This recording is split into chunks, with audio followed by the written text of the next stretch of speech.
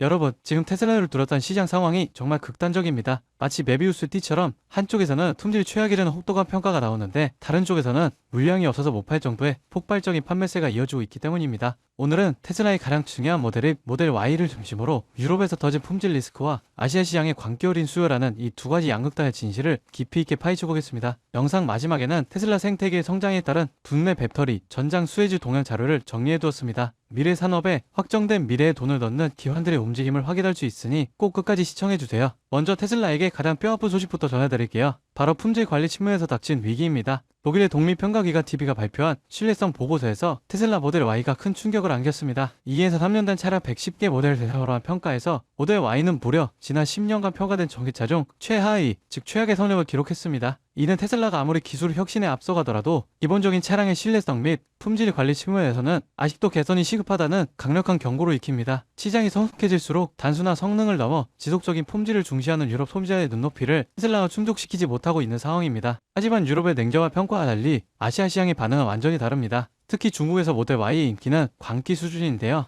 중국 수요자협회 데이터에 따르면 테슬라의 11월 도매 판매량이 전월 대비 무려 40.98% 급등하며 10월의 증하세를 단숨에 반전시켰습니다. 이 폭발적인 수요 덕분에 모델 Y는 이미 2025년 배정 물량이 사실상 모두 매진된 것으로 나타났습니다. 새로운 인도 날짜는 이제 2026년 초로 밀릴 정도입니다. 저가 공세를 펼치는 BYD 등 현지 경쟁업체들이 포화된 중국 시장에서도 테슬라의 차량, 인프라, 그리고 FSD 제품군을 중심으로 한 전략이 강하게 먹히고 있다는 결정적인 증거입니다. 중국뿐만 아니라 우리 한국 시장에서도 모델 Y의 질주는 여전히 강력합니다. 테슬라 코리아는 지난 11월 7,632대를 판매하며 필체 전체 브랜드 중 1위를 다시 살아냈죠. 그 중심에는 바로 모델 Y가 있어요. 모델 Y는 6,180대를 판매하며 수입자 모델별 판매에서도 압도적인 1위를 차지했습니다. 모델 2위보다 2.5배 가까이 많은 수치죠. 5천만원대라는 파격적인 가격과 최근 국내에 선보인 감독형 FSD에 대한 관심이 시너지를 내면서 테슬라가 한국 시장에서도 BMW, 벤츠와 함께 수입차 3강 체제를 확실히 굳히는 모습입니다. 이로써 테슬라의 가격 및 소프트웨어 전략이 아시아 주요 시장에서 강력한 승리 공신임을 입증한 거죠. 오늘 테슬라 모델 Y를 둘러싼 최악의 품질이라는 유럽의 경고와 최고의 판매라는 아시아의 열광을 동시에 분석해봤는데요. 결국 지금의 테슬라는 압도적인 가격 경쟁력과 미래 비전으로 품질 논란을 덮어버리고 있는 모습입니다. 앞으로 테슬라가 이 폭발적인 판매세를 유지하면서도 독일 평가에서 드러난 품질 문제를 어떻게 해결해 나갈지가 테슬라의 장기적인 성패를 가를 가장 중요한 관전 포인트가 될 것입니다.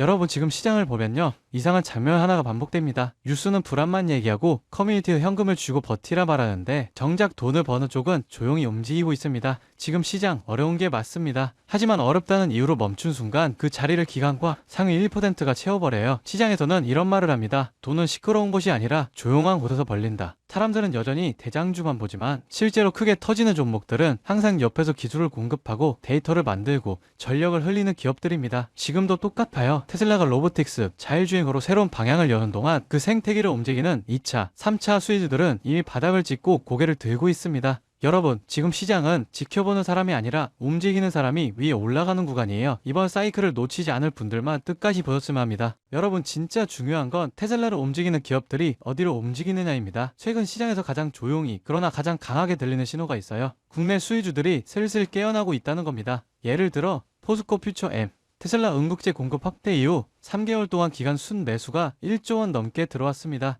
에코프로 BM은 전기차 침체 예의가 나오는 와중에도 테슬라, BYD, CATL의 생산량 증가 전망에 맞춰 실적 컨센서스가 다시 올라오고 있어요. LG 에너지솔루션, 테슬라 상하이 배터리 공급 확대 소식 이후 외국인 매수세가 다시 유입되기 시작했습니다. 이런 흐름은 보통 다음 사이클의 전조가 되죠.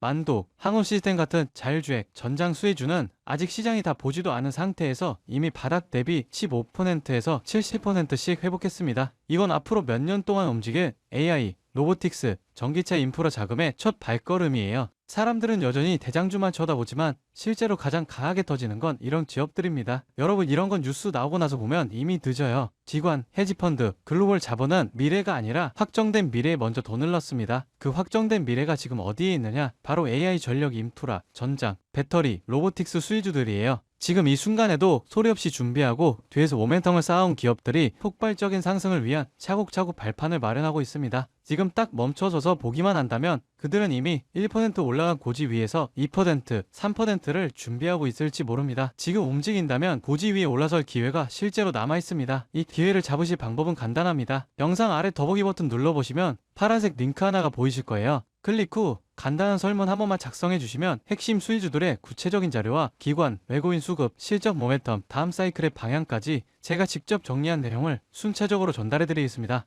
물론 금전 여부나 특정 종목에 강해왔던 건 절대 없습니다. 선택은 언제나 시청자분들의 몫이고 저는 시장을 읽을 수 있는 도구만 전달해 드릴 뿐이에요. 지금 시장은 기다린다고 기회가 오는 구간이 아닙니다. 준비된 사람만이 움직임을 읽고 다음 상승의 첫 파동을 잡아갈 수 있습니다. 제가 드리는 정보들은 그냥 가볍게 참고만 하셔도 되고 앞으로 시장이 어디로 흐르는지 체감하시는 데에도 충분히 도움이 되실 겁니다. 여러분이 시장에서 흔들리지 않고 꾸준히 이익을 쌓아가실 수 있길 진심으로 바랍니다. 오늘 영상은 여기까지고요. 구독과 좋아요는 큰 힘이 됩니다. 다음 영상에서 더 중요한 흐름으로 찾아뵙겠습니다.